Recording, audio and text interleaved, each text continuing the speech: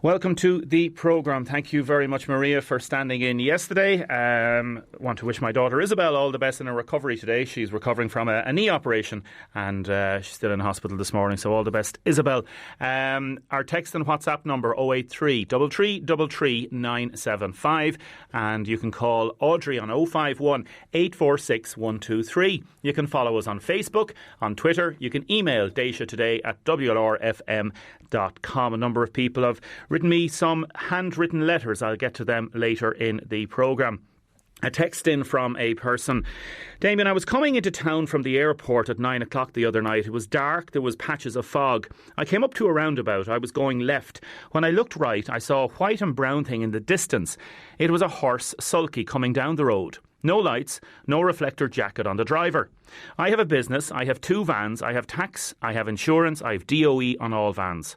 If my lights weren't working, I'd be fined. If I had no tax or insurance, the van would be taken off me.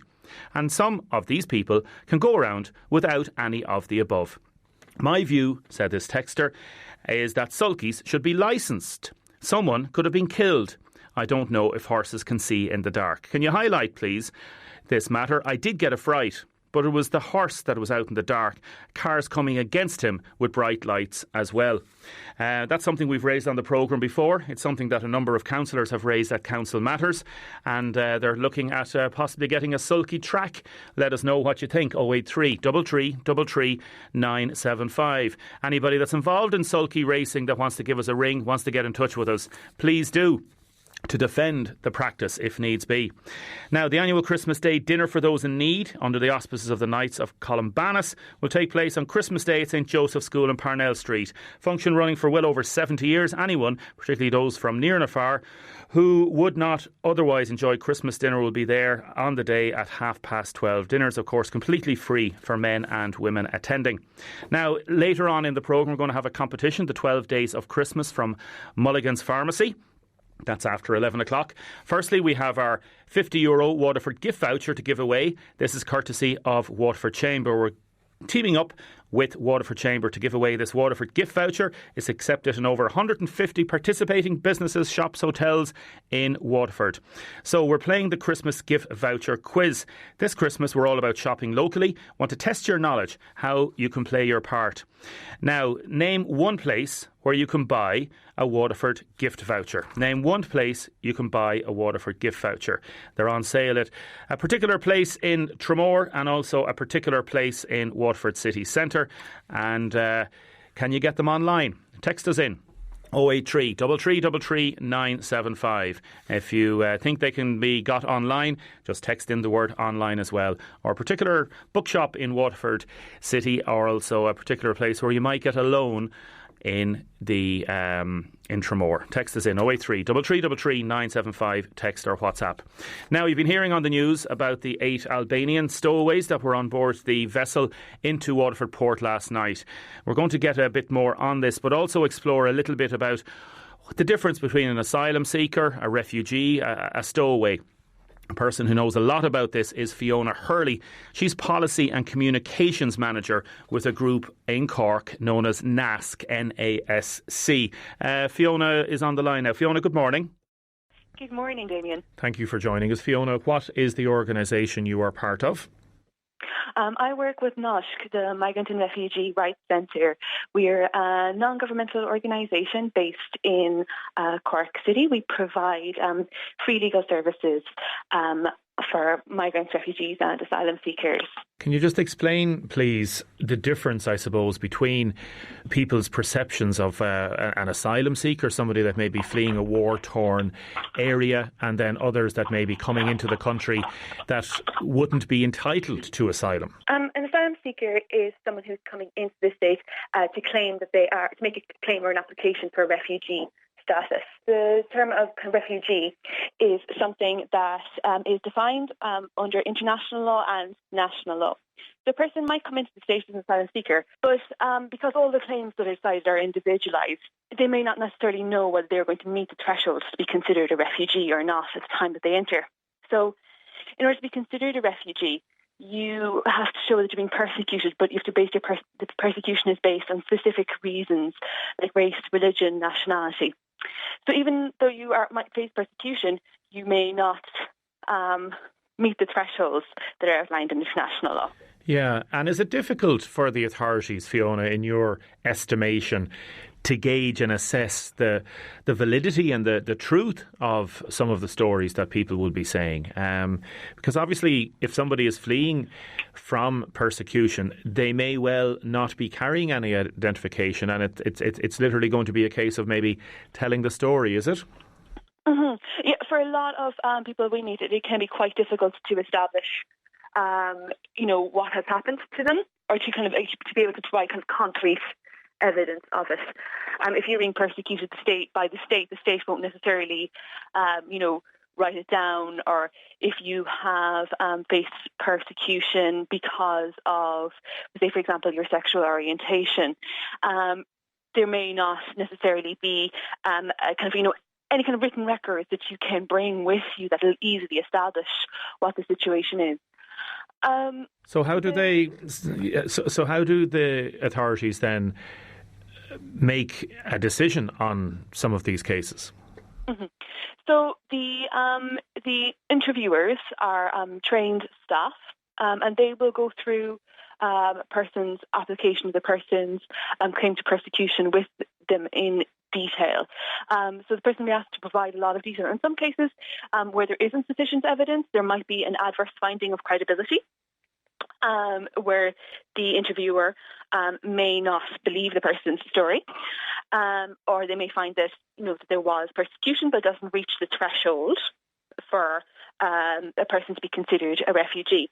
So it is challenging. There's a lot of training given. There's also country of origin guidance that's put together that would give general information about kind of the country and what the laws are in that country, but also what happens in practice.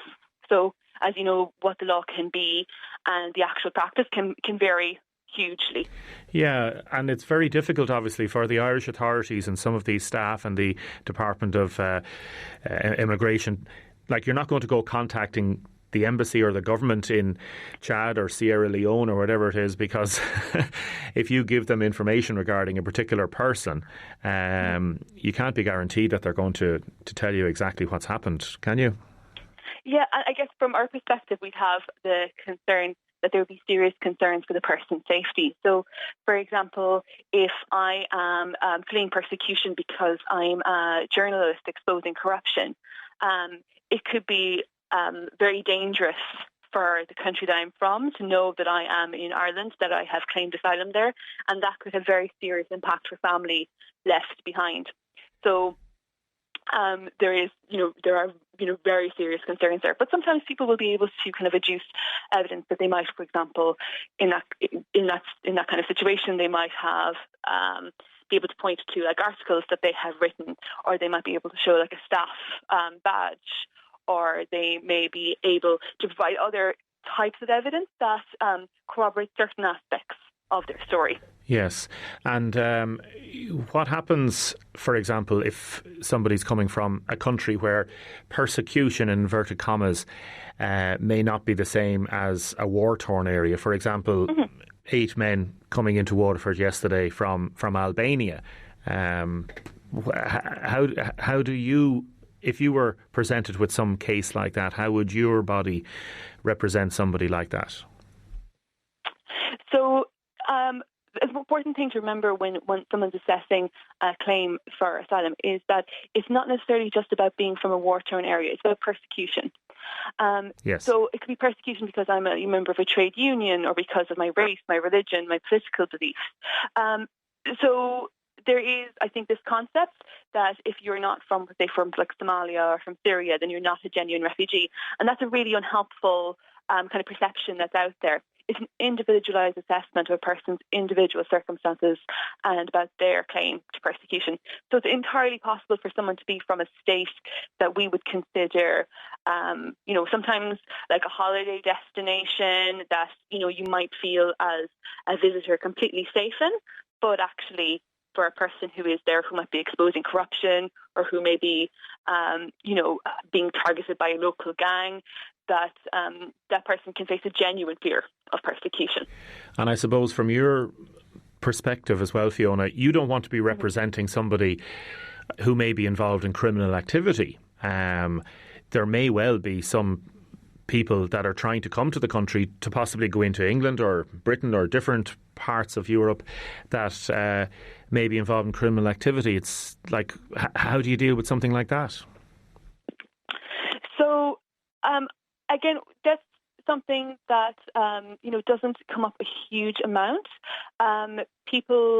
I think there is this overperception that people are using Ireland as a transit route. But generally, once you've applied for asylum in one EU member state and you've made your application there, your application will be dealt with to the end by that member state. Now, there are some exceptions to that, but that is kind of generally the rule. So, for example, if somebody from Albania had made their way to France, they're applying for asylum in France, they do come to Ireland, it would be within the ambit of the Irish authorities to send them back to where they came from, in this case, France. Yes, absolutely, it would. And that happens frequently as well, that people, may apply for asylum, be fingerprinted in one country and then returned to that country. And that can happen quite quickly, I presume, like in the space of 24, 48 hours? It depends. There are certain situations where it might not be appropriate to remove that person, because there are exceptions. So that will all have to be looked at. And I suppose I can't kind of comment directly on the situation of those of the kind of men who were found last night, because we don't have a huge amount of detail about them. We don't know if they've actually made an application for asylum in the state yet, or whether they've simply just been refused leave to land in Ireland. So it's quite hard to say what exact legal process they're going through at the moment. And how can you be refused leave to land? What does that mean?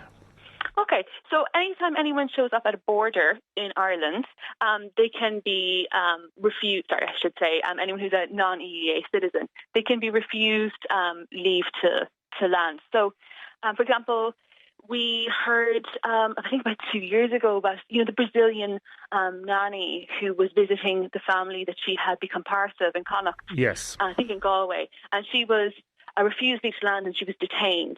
Now, that was because the authorities believed that she was going to stay in Ireland for longer than the 2 to 3 weeks or whatever it was that she had been visiting. But you can be refused leave to land for any number of reasons. It could be because the authorities don't believe that you have sufficient money to cover your stay in Ireland, or because you don't have return flights booked, or because you have an adverse immigration history in Ireland. So there are any number of reasons why you could be refused leave to land. Do you find, finally, Fiona, that Irish people are becoming more aware of the rules and, I suppose, the nuances of how legislation is enacted when it comes to refugee and asylum seekers, or is there still a high degree of ignorance? Yeah, I think unfortunately there's a lot of kind of common misconceptions out there. It is a really complex area of law, and I think an area where you oftentimes don't get to hear directly from the people who are affected by it. So that can make it more difficult for Irish people to kind of understand it. I think because inherently Irish people will not be affected themselves personally by immigration law, it is harder for them to kind of grasp the complexities of it sometimes. Fiona, thank you very much for taking our call this morning. Thank you very much. Thank you very much, Fiona. Fiona there, Hurley from Cork. Let us know what you think, please. 083 3333 975.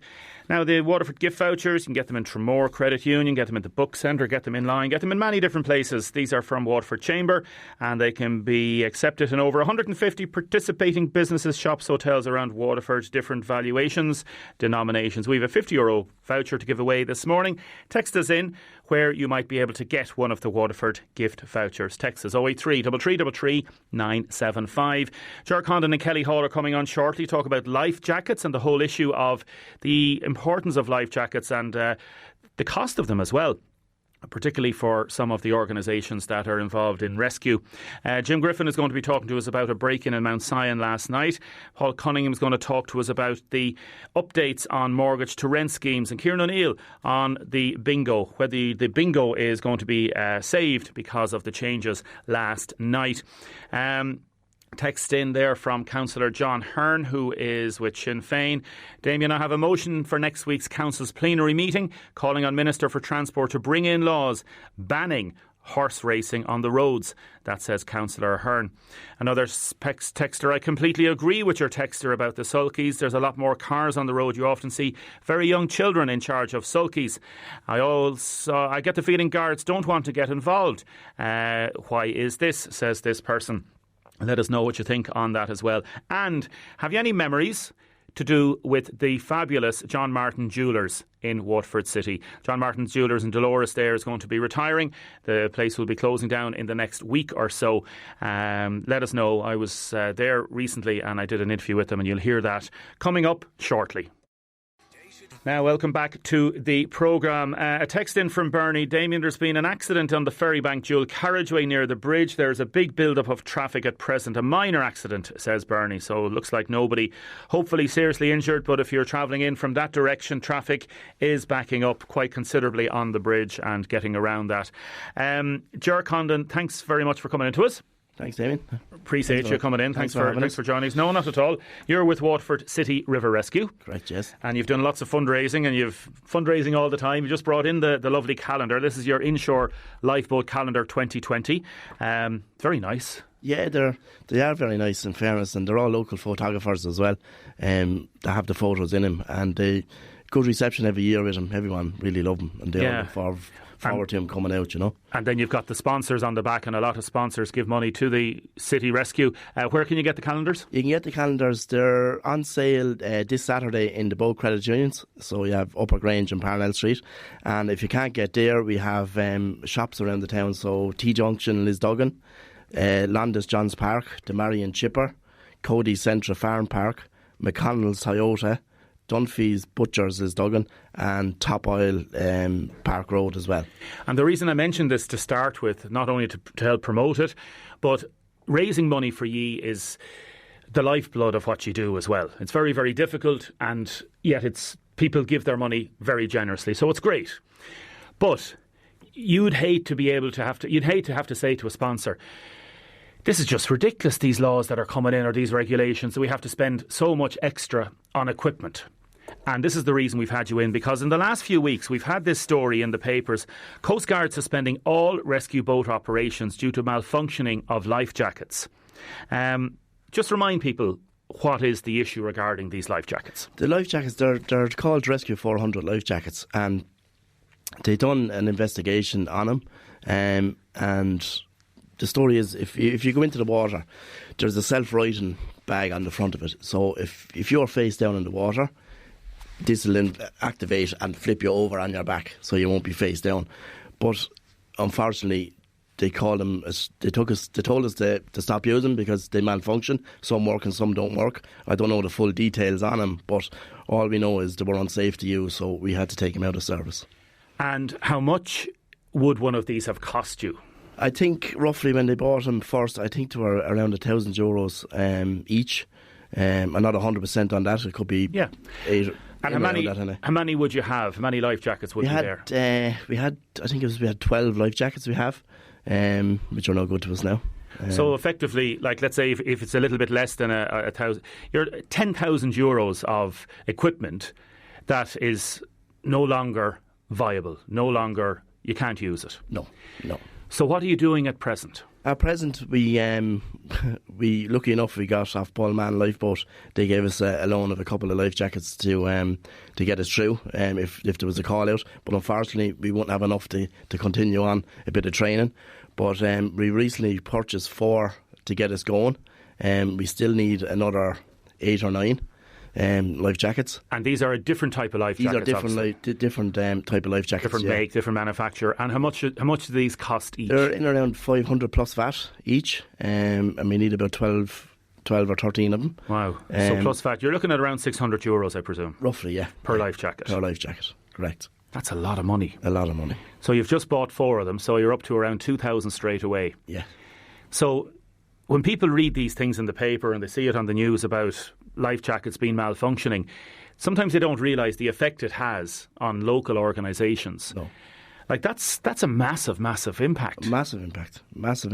And in fairness, the businesses in Waterford and the public in Waterford, the support has been fantastic. And look, I don't like being on the radio every week looking to push things and try and get. But and you're not really stuck. I know, and fair play to you. You're not on every week. Like I've only had you on once here during the summer when you were raising money, and delighted to do it. And different organisations come on, but this is a news story as well as a very particular appeal that you're making. Yeah. And I know it's genuine because I know you and I know the organisation, and I can see the problems because I've done work on life jackets as well in the past. It's a major thing because if you don't have the proper equipment, you can't send your lads out, men and women, to do the work that's necessary to save lives. We can't. No, we can't. And unfortunately, it's a service is needed. We do need to be out there. We can't afford to have rest days. Like Christmas is coming, we're all still on call. So we could be sitting down to our Christmas dinner, our pagers could go off.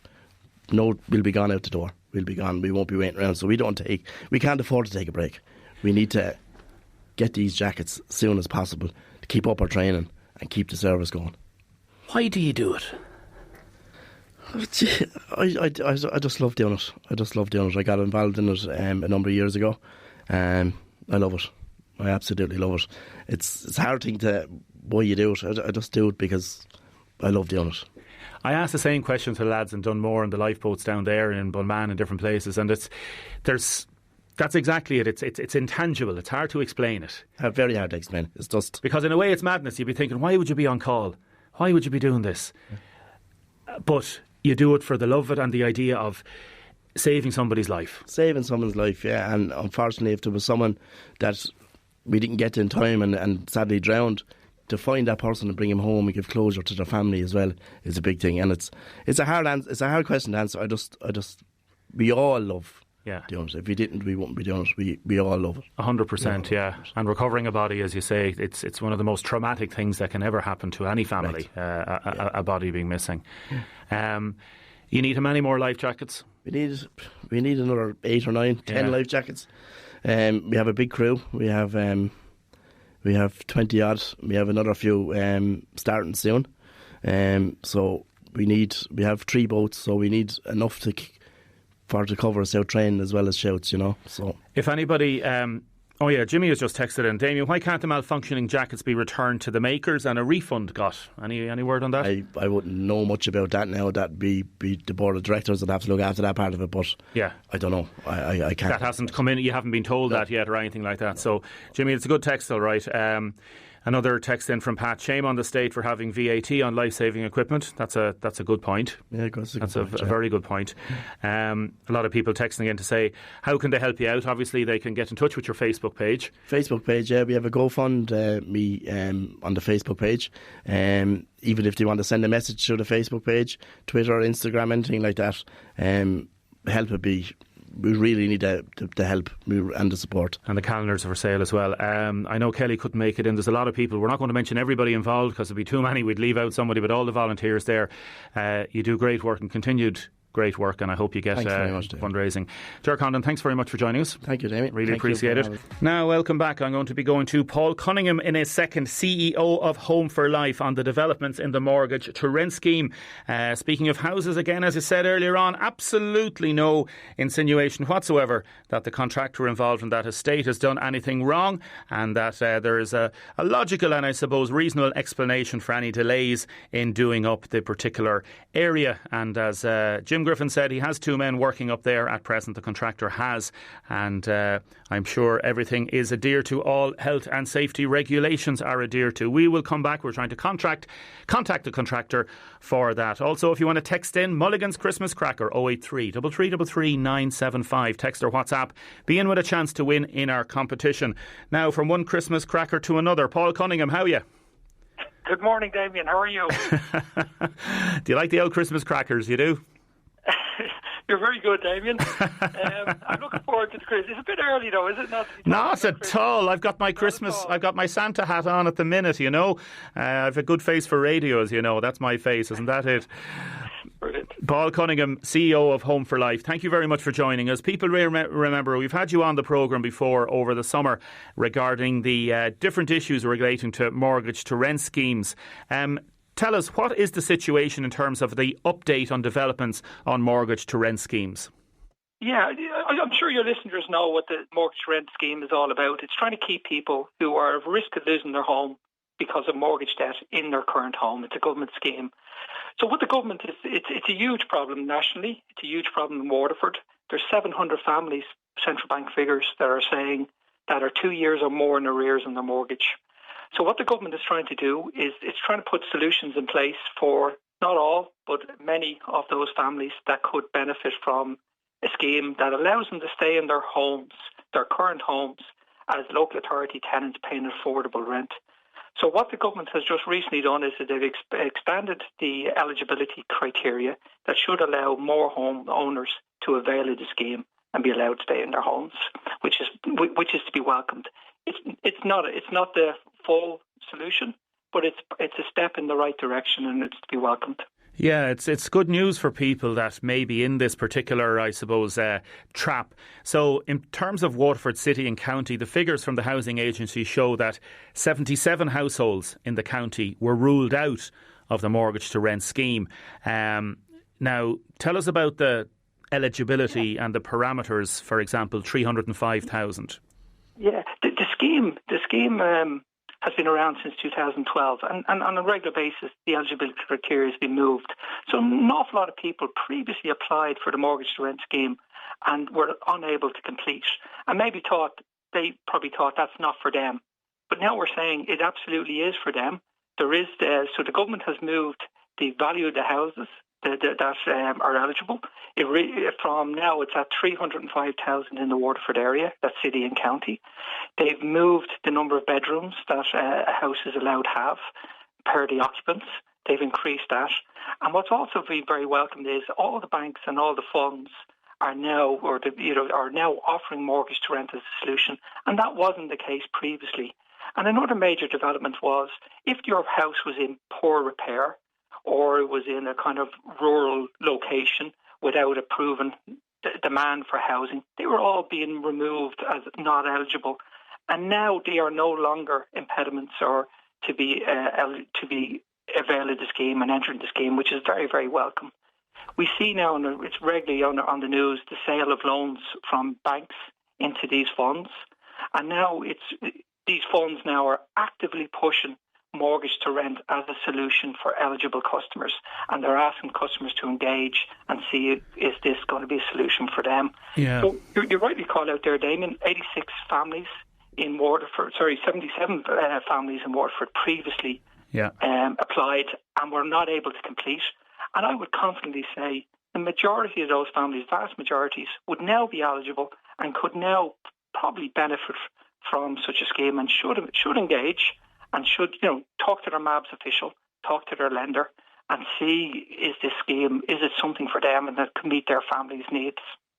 Yeah, because we have MABs on regularly and we talk about different aspects of this, and I know some people might find that it's a bit boring sometimes, it may not relate to them, but I only met somebody the other day, he actually approached me on the street and he said MABs saved his life because he got into such difficulty with this.